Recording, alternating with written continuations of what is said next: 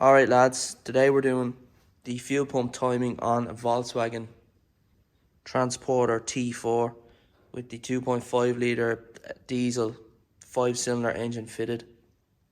The first thing you want to do is you want to get top dead center on cylinder 1. So the indicator mark to tell you this is just in the gearbox here. There's a little hole, there's usually a rubber grommet in there. And if you can see, if you're looking closely there, we've got an indicator mark on the flywheel. I've marked with Tipp-Ex. And then there's a little arrow on the gearbox that points down. Once they're lined up, we should be at top dead center. Just to check that the pump is timed correctly. There's also an indicator mark on the pulley itself. There's a little notch. I've marked it with Tipp-Ex as well. And on the pump as well. So they should be lined up as well. That should be another indicator that you're in the correct position.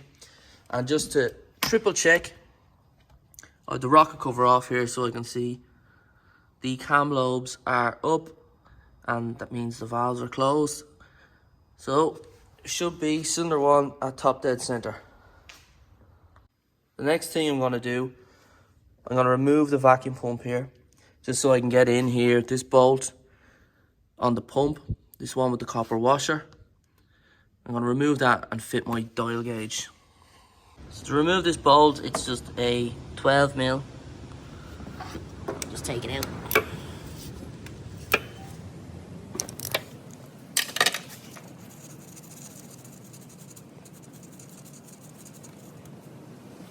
This is the tool I bought, the dial gauge for timing the pump. It's just a cheap 30 euro, so it has everything I need to do it. It's just literally just this and this. So I'm going to put that together now and put it into the pump.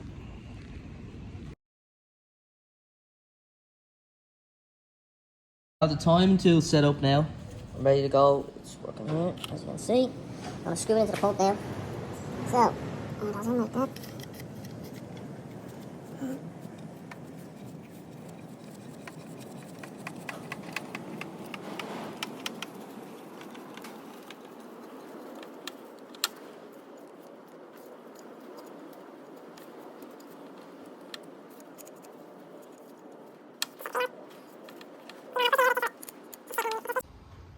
To preload our dial gauge, I'm going to crank back the engine until the needle on the dial gauge stops moving. And then when it does, I'm going to set the dial gauge to 0. And I'm going to bring it back up to top dead center on cylinder 1.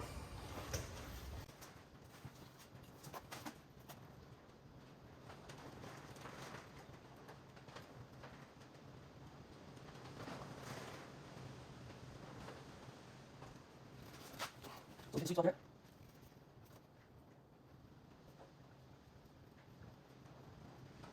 Check.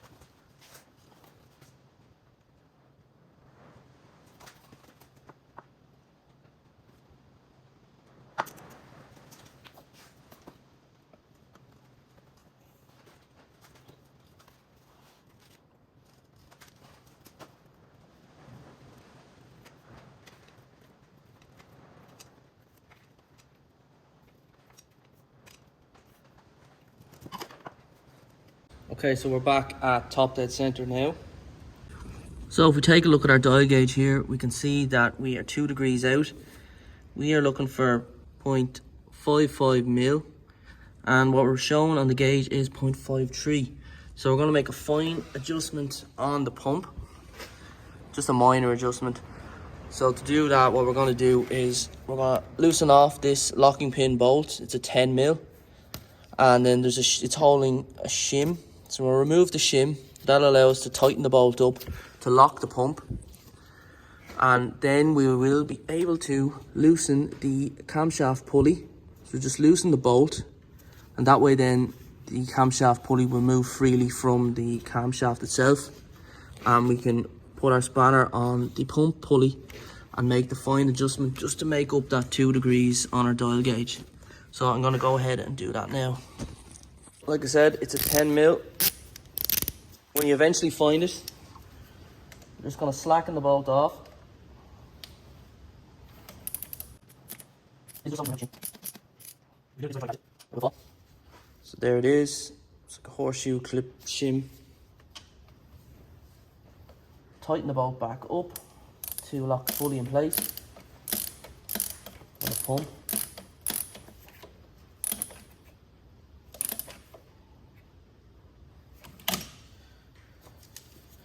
And then what you need is a 21mm spanner and a tool for holding the camshaft pulley.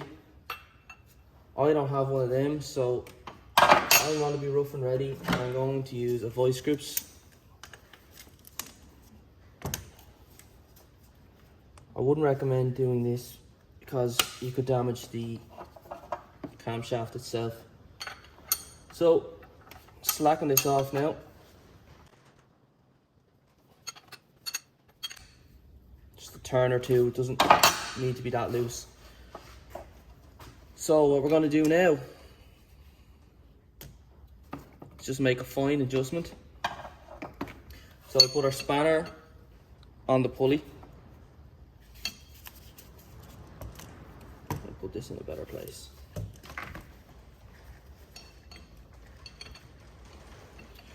Just to hold the pump pulley. And I'm going to slacken off the locking pin bolt.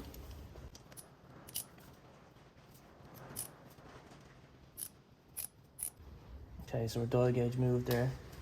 If you can see that.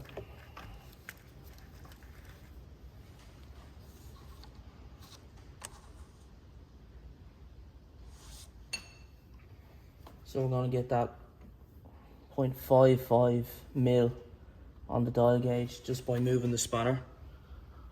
You see the needle moving. So I'm going to set that. And then I'm going to tighten up the locking pin again just to hold it in place.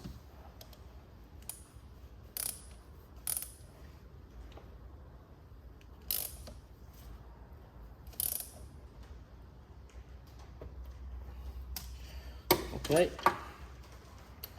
so once that's set, just go ahead and tighten your camshaft pulley back up. I'm just going to nip it up, I'll torque it later. It's about 70 Newton meters. So I'll just nip this up so it doesn't slip again.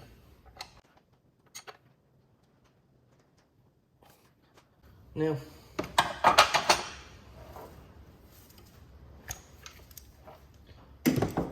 so we're just going to put our shim back in, loosen off our lock pin.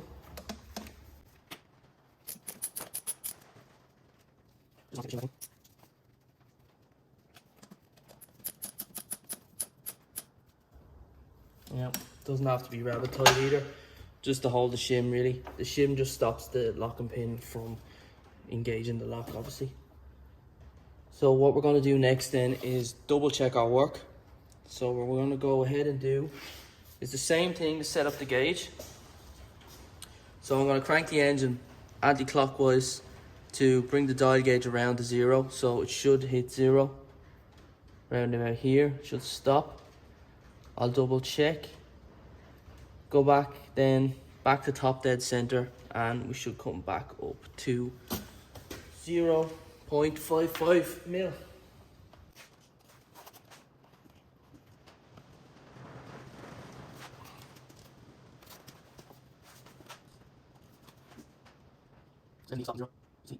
So bring it over top again.